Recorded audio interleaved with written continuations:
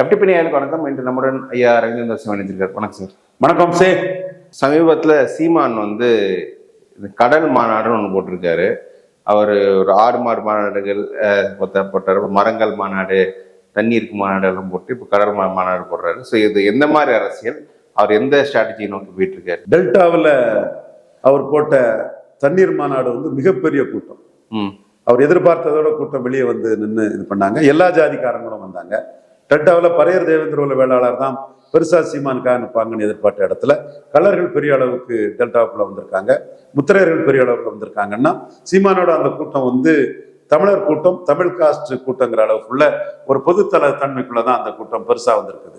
அதே மாதிரி மீனவர் கிராமத்துல கூத்தங்குழி எங்க ஊர் பக்கத்துல தான், என்ன கண்ணங்குளம் எனக்கு சொந்த ஊர். எங்க ஊர்ல இருந்து ஒரு 8 கிலோமீட்டர் தான் கூத்தங்குழி, ராதாபுரம் பக்கத்துல இருக்கக்கூடிய ஒரு ஊர் மீனவ கிராமம். கண்ணங்குளம், கூட்டப்புளி, பெருமணல், இடிந்தகரை, கூத்தங்குழி, பரதோவரி, அப்புறம் திருச்செந்தூர் கடற்கரை கிராமங்கள், வீரபாண்டியப்பட்டினம் அப்படி வரும். அது ஒரு பரதவர் சமூக ஊர், ஒரு ஸ்ட்ராங்கான பரதவர் சமூக ஊர். பரதவர்ம பாண்டியன் ஒரு முத்துக்குளிப்பு, அந்த இதெல்லாம் ஒரு ஆவணப்படங்கள்லாம் இது பண்ணி அந்த மக்களோட உணர்வு, அவங்களோட பிரச்சனைகள், மீனவர்களுக்கு பிரச்சனை, இதெல்லாம் ஹைலைட் பண்ணி சீமான் அந்த மாநாட்டை எடுத்தாரு. மிக பரவலான கூட்டம். அந்த பகுதியில் உள்ள எல்லா தரப்பு மக்களும் பெருசா வந்திருந்தாங்க. மலையிலும் கூட்டம் கலையாம இருங்கன்னு சொல்லும் போது இருந்தது. இந்த ஒரு ஆளுமை வரக்கூடிய கூட்டம் சீமானுக்கு மட்டும்தான் இருக்குது. அது ஒரு என்டர்டெயின்மெண்ட் சப்ஜெக்ட் கிடையாது, சீரியஸ் சப்ஜெக்ட். சீரியஸ் சப்ஜெக்டையே மக்கள் இருந்து பார்த்தான்னா சீமான 67க்கு முன்னாடி அண்ணாவை 62 எல்லாம் பிறந்த அண்ணா பிறந்தகைய மக்கள் பார்த்த மாதிரி சீமானை பார்க்க ஆரம்பிச்சுட்டான்னு தான் அந்த தண்ணீர் மாநாடும் இந்த கடலம்மா மாநாடும் காட்டுது. அடுத்தாலே ஆடு மாடு மேய்க்கிறதுக்கு அந்த வனப்பகுதியில விவசாயிகளுக்கான அந்த இதை முன்னெடுத்து அவர் போறாரு. ஸோ மக்களுக்காக நிற்கிறாரு. 234 துணிஞ்சு தனிச்சு நிற்கிறாரு. இடைத்தேர்தல்களில் எல்லா இடைத்தேர்தலையும் களத்தை விட்டு ஓடாம களத்துக்குள்ள நின்று களமாடுறாரு. கோழை நாய்கள் களத்தை விட்டு ஓடிட்டாங்கன்னு களத்தை விட்டு ஓடினவங்களை அடிச்சு தகர்த்து தூக்கி எறிகிறாரு. மக்கள் மத்தியில் ஹீரோவா நிற்கிறாரு. மக்கள் இஷ்யூவா முன்னெடுத்து நிற்கிறாரு. 1989க்கு பிறகு அட்டவணை பிரிவு மக்களுக்கு 5 விழுக்காடை ஏற்றி கொடுக்கணும், பரையர் தேவேந்திர வேளாளருக்கு ஏற்றி கொடுக்கறத கேட்கிறாரு. இது தமிழ்நாட்டில் மிகப்பெரிய இஷ்யூ. அரசியல் அதிகாரம் முதல்ல பிராமணர் கையில இருந்து, அப்புறம் அரசியல் அதிகாரம் முதலியார், நாயுடு, வெள்ளாளர், பிள்ளை இவங்க கையில இருந்தது. அப்புறம் திராவிட இயக்க ஆட்சி காலத்துல கலைஞர் வந்த பிறகு, கலைஞர், எம்ஜிஆர், ஜெயலலிதாவுக்கு பிறகு ஓபிசி கையிலே அதிகாரம் போயிட்டு, அந்த ஓபிசி அதிகாரங்கிறது வண்டியார், முக்குலத்தோர், வெள்ளாள கவுண்டர், நாடார். நாடார் இதுக்கு எதிரான தரப்புல இருந்தாலும் கூட அவனையும் இந்த தினத்தந்தி ஆதித்தனார், KP கந்தசாமி இதுல இன்கார்பரேட் பண்ணி அதையும் உள்ள வச்சுக்கிட்டாங்க. இந்த 4 ஜாதி தான் இன்னைக்கு தமிழக அரசியல் களத்துக்குள்ள அரசியல் அதிகாரம் மிக்கவங்களா இருக்கிறாங்க. அந்த அரசியல் அடுத்த கட்ட அரசியல் அதிகாரம் யாரை நோக்கி பயணம்னா பரையர் தேவேந்திர வேளாளர் மற்றும் சபல்டன் காஸ்ட் இது போகணும்னா சீமானுக்கு எழுச்சியால அது நடக்கும். இவங்களும் அதிகாரத்துக்கு வர முடியும்னா சீமான் எழுச்சி அடைஞ்சு ஆகணும். சீமான் எழுச்சியும் இவங்க வளர்ச்சியும் குவிட் ப்ரோ குவிட் பேசிஸ்ல இவங்க வாக்குல சீமான் வளரணும், சீமான் எடுக்க வைக்க இஷ்யூல இவங்க வளரணுங்கிறதுல பரையர் தேவேந்திர வேளாளருக்கு 5 விழுக்காடு அதிகங்கிறது மிகப்பெரிய ஒரு தாக்கத்தை தமிழ் மண்ணில் ஏற்படுத்த வாய்ப்பு இருக்குது. இது மட்டும் இல்ல, நிறைய இஷ்யூக்களை எடுத்து வச்சு ஒரு மாற்று சக்தியா சீமான் நிற்கிறாரு. எதுல மாற்று, எதற்கு மாற்றுங்கிறதுல சீமான் இன்னைக்கு கூட கேட்டாரு. தம்பி விஜய் பாட்டலுக்கு 10 ரூபாங்கிறாரு. டாஸ்மாக் வேணுமா வேண்டாமாங்கிறதுல தம்பிக்கு கருத்து கிடையாது. இந்த பரையர் தேவேந்திர வேளாளருக்கு 5% வகுத்து கொடுப்பாங்களே, தம்பிக்கு கருத்து கிடையாது. பரையர்களும் தேவேந்திர வேளாளர்களும் ஏமாளிகள் அல்ல, இளைஞர்கள் மிகவும் விழிப்புணர்ச்சி உள்ளவங்க. விஜய்க்கு சினிமா பார்த்தெல்லாம் இவனும் ஓட்டு போட போறதில்லை. அந்த விஜய் சீமான் கம்பாரிசன் இந்த மக்களுக்காக சீமான் நிற்கிறாருங்கிறதுக்கு பெரிய ஹைலைட்டை கொடுக்குது.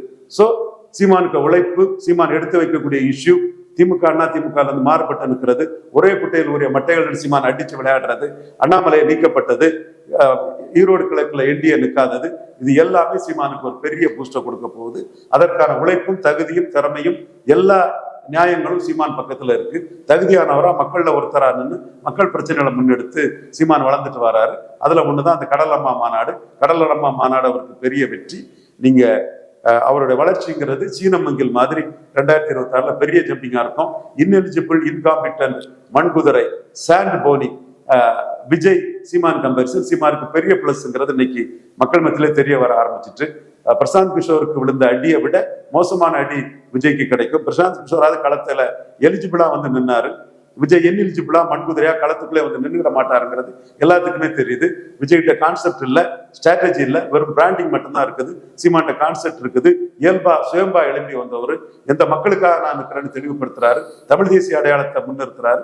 ஸோ இந்த கமல்ஹாசன் சீமான் கம்பாரிசன் சீமானுக்கு பெரிய புஷ் கொடுத்த மாதிரி விஜய் சீமான் கம்பாரிசன் சீமானுக்கு பெரிய புஷ் கொடுக்கும். சீமானுக்கு எதிரிகள் விஜய மையமா வச்சு சீமானை அடிச்சிடலான்னு சொல்லும் போது சீமானுக்கு எதிராக வீசப்பட்ட அர்ச்சனைகள் அவதூறுகள் எல்லாமே சீமானுக்கு வந்து பிளஸ்ஸா போய் மாறி இருக்குது. சீமானுக்கு அரசியல் வியூகம்ங்கிறது எடப்பாடி பழனிசாமியை பலகீனப்படுத்தி நிற்கிறது. அதுக்காக ஸ்டாலினுக்கு ஏஜென்ட் பி டீம் அதுன்னு சொன்னா ஒண்ணுமே செய்யாது. ஏன்னா எடப்பாடிக்கு கட்சி 2 ஜாதிக்காக சமூக நீதி சூறையாடக்கூடிய கட்சி, பீகார் தேஜஸ்வி யாதவ் கட்சி மாதிரி ஆயிட்டு, இதனால பாதிக்கப்பட்ட சாதிகள் நான் பிரின்சிபி காஸ்ட சீமான் குறி வச்சு பொதுத்தள தமிழர் இஷ்யூல வச்சு பெருசா எடுத்துட்டு வராரு. சுயம்பா எழுப்பின தலைவர் மிகப்பெரிய ஒரு ஸ்ட்ராட்டஜிஸ்ட். அவருக்கு ஸ்ட்ராட்டஜிஸ்டா யாரோ தேவையில்லை. மக்கள் உணர்வை புரிஞ்சுக்கிட்டு மக்கள்ல இருந்து ஒருத்தரா எழுப்பி வந்த தலைவர். தெளிவா மக்கள் எண்ணத்தின்படி அன்னைக்கு நான் தனிச்சு நிற்கிறேன்னு சொல்லும் போது அவர் கை தட்டுறாங்க.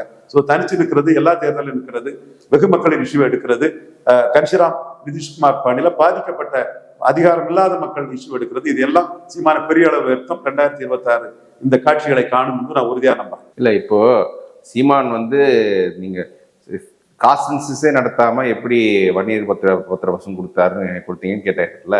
நீங்க சென்சஸே நடத்தாம பறையருக்கும் தேவேந்திரருக்கு ஏத்தி கொடுங்க சொன்னா சென்சஸ் இருக்கு, பறையர் தேவேந்திரர் இருக்கு. என்ன பேசுறீங்க? நெகட்டிவா பேசுறீங்க, தப்பா பேசுறீங்க. வன்சி எஸ்சி எஸ்டி சென்சஸ் இருக்கு தம்பி. ஓகே, அது வந்து இவங்க யாரு தம்பி? காமராஜ் 54 ஆட்சிக்கு வந்ததும் ப்ரொபோஷனேட்டா கொடுத்தாரு. ஓகே, அதுவரை கொடுக்கல யாரும்.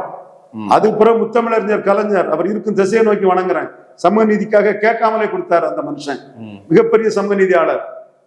அவருக்கு மட்டும் மாறுபட்ட கருத்து எனக்கு இருக்கலாம். இந்த மக்களுக்கு 77 சட்டநாதன் கமிஷன் சொன்னதும் 2 விழுக்காடு உயர்த்தி கொடுத்தாரு. அப்புறம் 80 எஸ்சி எஸ்டிக்கு எண்ணிக்கை தக்கன 18+1 19 கொடுத்தாரு. இன்னைக்கு வந்து 36 வருஷம் ஆகுது. அதுக்கு பிறகு கூட்டி கொடுக்கல. எம்ஜிஆர் கூட்டி கொடுக்கல, கூடுதலாக்கி கொடுக்கல. எம்ஜிஆர், ஜெயலலிதா கொடுக்கல. எடப்பாடி பழனிசாமி ஏமாத்தினார் இந்த மக்களை. ஸ்டாலின் இதுவரை கொடுக்கல. அப்ப கலைஞர் 2 தடவை கொடுத்தாரு, காமராஜ் 1 தடவை கொடுத்தாரு. மற்ற எந்த சீஃப் மினிஸ்டரும் நியாயமா அந்த மக்களுக்கு நடக்கல. ஸ்டாலின், சீமான் இதுல வந்து கலைஞர் வந்து பிரியாரிட்டி ரிசர்வேஷன் அருந்ததியர் கொடுத்தாரு.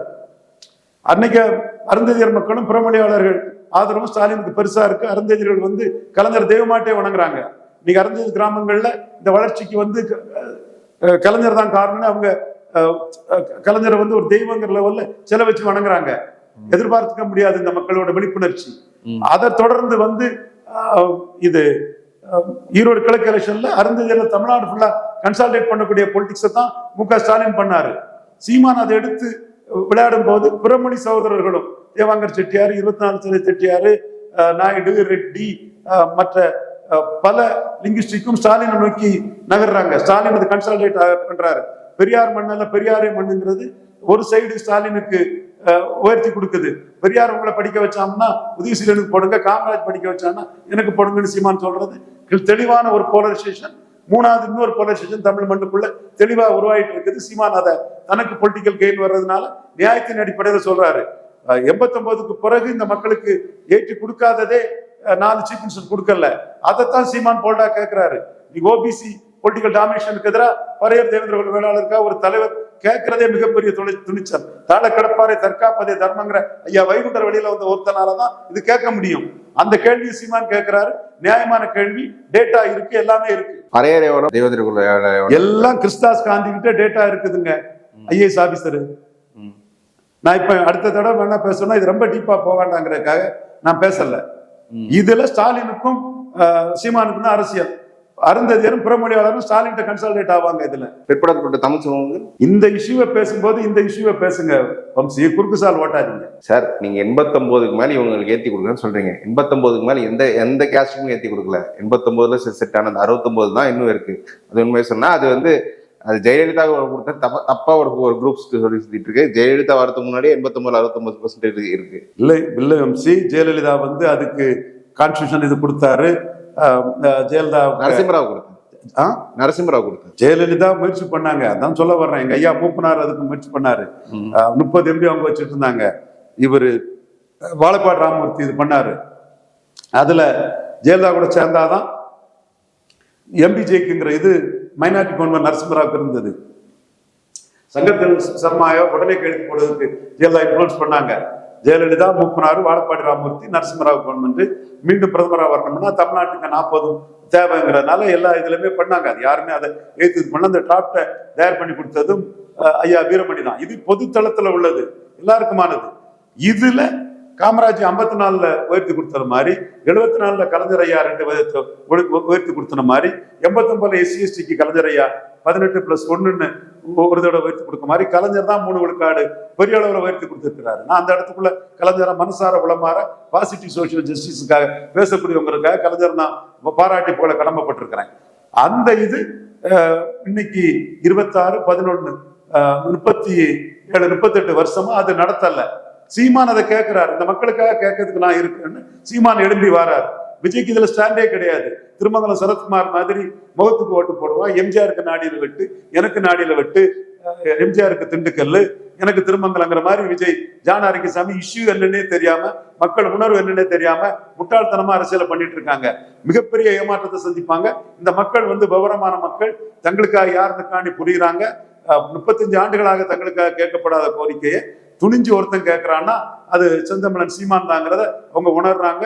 இன்னைக்குள்ள சமூக எழுச்சி, வாட்ஸ்அப், பேஸ்புக் யுகம், கம்யூனிகேஷன் ரெவல்யூஷன், இதுலலாம் இந்த மக்கள் ரொம்ப தெளிவா இருக்கிறாங்க. பரையரும் தேவேந்திர வேளாளர்கள் ஏமாளிகள் அல்லங்கிறது 2026ல தெரியும். குறிப்பா ஜான் ஆரோக்கியசாமிக்கும் ஆதவ் அர்ஜுனா ரெட்டிகாருக்கும் நாயுடுகாருக்கும் தெளிவா தெரியும். இதோட இன்னொரு பின்விளைவா அருந்ததியர் மட்டுமில்ல, பிற தெலுங்கு கன்னட தாய்மொழி சகோதரர்களும் ஸ்டாலின் பின்னாடி கன்சல்டேட் ஆகக்கூடிய சூழ்நிலை வரும். அந்த இஷ்யூ களத்துல வரும்போதுதான் வரும். நீங்க பிரசாந்த் கிஷோர் போலரைசேஷன்ல பிஞ்சு பெசரட்டாய் போயிட்டாருல்ல, அதே மாதிரி போலரைசேஷன் தாங்க வரும். சீமானுக்கு இந்த போலரைசேஷன் மிகப்பெரிய ஜம்பிங்க சீமானு கொடுக்கும். இது நான் இப்ப சொல்றது விவரம் தெரிஞ்சவங்க, உறுத்தானவங்க, உண்மை புரிஞ்சவங்களுக்கு தெரியும். வருங்காலங்களில் சீமான் களத்துக்குள்ள இதை எடுத்து நிற்கும் போது நாம் தமிழர் வேட்பாளர்கள் ஒவ்வொரு பரையர் தேவேந்திர குல வேளாளர் ஹவுஸ் ஹோல்டிலையும் உங்களுக்கு எவ்வளவு அநீதி இழைக்கப்படுதுங்கிறத விளக்கும் போது இதோட தாக்கம் தான் பெருசா இருக்கும்.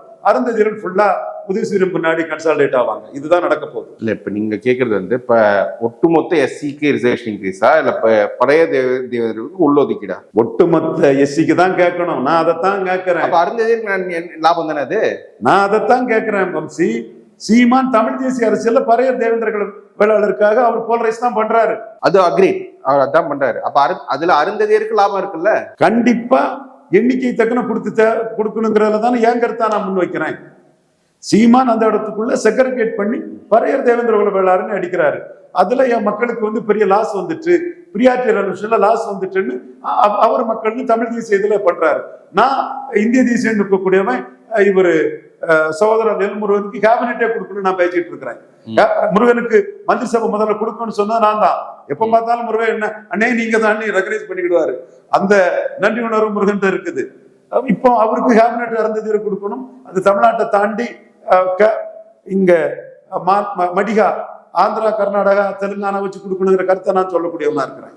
பட் இது சீமான் அவருக்கு இஷ்யூ எடுத்து வைக்கிறார். சீமான் இஷ்யூ வேற, என் இஷ்யூ வேற. திரும்ப திரும்ப நான் சொல்லிட்டு இருக்க வேண்டியதில்லை.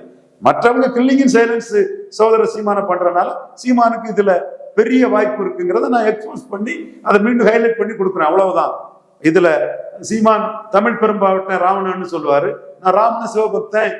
ராவணன் அஷ்டாரம் கூட ஒழுகக்கூடிய ஒரு பிராமணன். காத்தகிரி அர்ஜுன் மகராஜ் கதையில அந்த பிலீஃப்ல நான் இருக்கக்கூடியவன். அதுதான் என்ன இந்தியாவுக்குள்ள எனக்கு பெரிய பலத்தை கொடுக்கக்கூடிய என் பிலீஃப். அது சீமான் ராவண பெரும்பாட்டம் தமிழங்கிறது சீமானுக்கு பிலீஃப். சோ கொள்கை அடிப்படையில சீமானுக்கு கருத்து வேற, என் கருத்து வேற. நான் அரசியல் ரீதியா ஒரு அரசியல் விமர்சகரா பரையர் தேவேந்திர குல வேளாளர்கள் விழிப்புணர்வுள்ள சமூகம் அவங்க சீமான ஆதரிப்பாங்க. இதோட ஃபாலோ அவுட் புறமொழியாளர்கள், அருந்ததியர் மற்றவங்க ஸ்டாலினுக்கு உதயசூரியன் முன்னாடி இருப்பாங்க. எடப்பாடி அந்த இடத்துல ஜெயலலிதா நிலைப்பாட்டுல இருந்து மாறினாலும் எடப்பாடிக்கு பெரிய கெயின் கிடைக்காதுங்கிறது என்னோட பார்வை. சரி சார், ஓகே சார், இவ்வளவு தூரம் கேள்விக்கு பதில் சொல்ல மாட்டேன் சார். Thank you sir.